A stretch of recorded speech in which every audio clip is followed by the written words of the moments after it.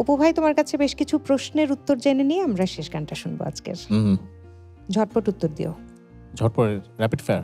হ্যাঁ। আচ্ছা বলো।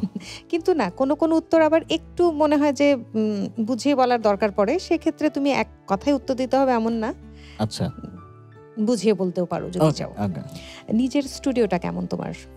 নিজের স্টুডিওতে কি কাজ করো নাকি বাইরে যাওয়া হয় যখন নিজের সঙ্গীত পরিচালনায় করো? নিজের স্টুডিওতেই কাজ করি, আর খুব বড় কাজ হলে তখন বড় স্টুডিও লাগে। আমার স্টুডিওটা খুব বেশি বড় না।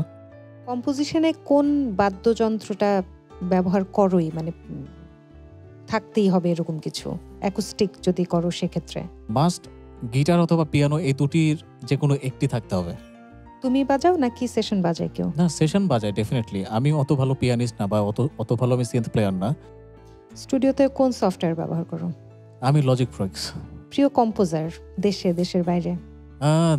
দেশের মধ্যে বলাটা আসলে খুবই টাফ, কারণ দেশে সবাই তো আমার গুণীজন।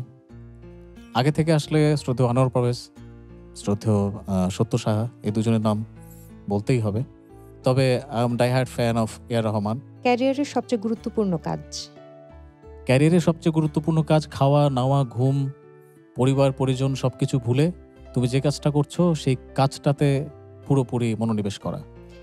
স্বাধীন বাংলা বেতার কেন্দ্রের কিংবদন্তি সুরকার, সুস্রষ্টা শ্রদ্ধেয় সুজয় শামের সঙ্গে কাজ করছো অনেকদিন। 13 বছর। তার সহযোগী হিসেবে এটা অনেক বড় একটা অভিজ্ঞতা নিশ্চয়ই তোমার জন্য। কেমন সেটা?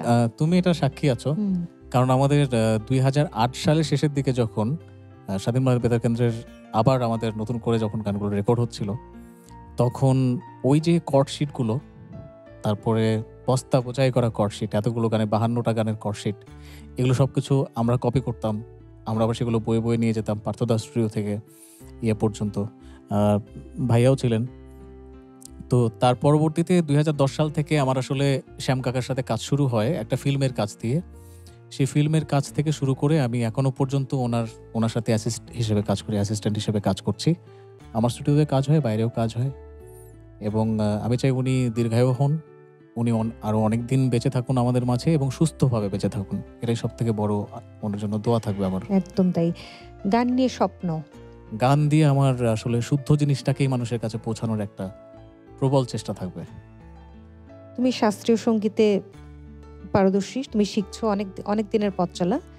শাস্ত্রীয় সঙ্গীত জানা শিল্পীরা রেয়াজ কিভাবে করে? এক একজন এক এক পদ্ধতিতে করে, তোমার পদ্ধতিটা কেমন?